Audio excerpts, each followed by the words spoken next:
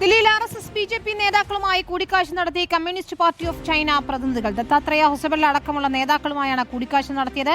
ഇരു രാജ്യങ്ങൾക്കുമിടയിലെ സഹകരണം കൂടിക്കാഴ്ചയിൽ ചർച്ചയായി. രാജ്യ താൽപര്യത്തിനെതിരാണ് കൂടിക്കാഴ്ചയെന്ന് കോൺഗ്രസ് വിമർശിച്ചു.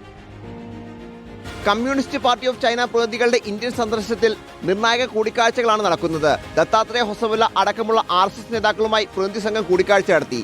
ദില്ലിയിൽ നടന്ന കൂടിക്കാഴ്ച 30 മിനിറ്റ് നീണ്ടു. ഇന്നലെ BJP ദേശീയ ആസ്ഥാനത്ത് നേതാക്കളെ പ്രതിനിധികൾ കണ്ടു. ജനറൽ സെക്രട്ടറി അരുൺ സിംഗിന്റെ നേതൃത്വത്തിൽ പ്രതിനിധികളെ സ്വീകരിച്ചു. CPCയുടെ international department vice minister Sun ഹയാന്റെ നേതൃത്വത്തിലുള്ള സംഘമാണ് ഇന്ത്യയിൽ ഉള്ളത്. കോൺഗ്രസ് നേതാവ് സൽമാൻ ഖുർഷിദുമായും ഇടതു പാർട്ടി നേതാക്കളുമായും സംഘം കൂടിക്കാഴ്ച നടത്തി. BJP RSS നേതാക്കളുമായുള്ള കൂടിക്കാഴ്ച വിമർശിച്ച് കോൺഗ്രസ് രംഗത്ത് വന്നു. നരേന്ദ്രമോദി ചൈനയെ ഭയപ്പെടുന്നു എന്ന് പവൻ കേര വിമർശിച്ചു.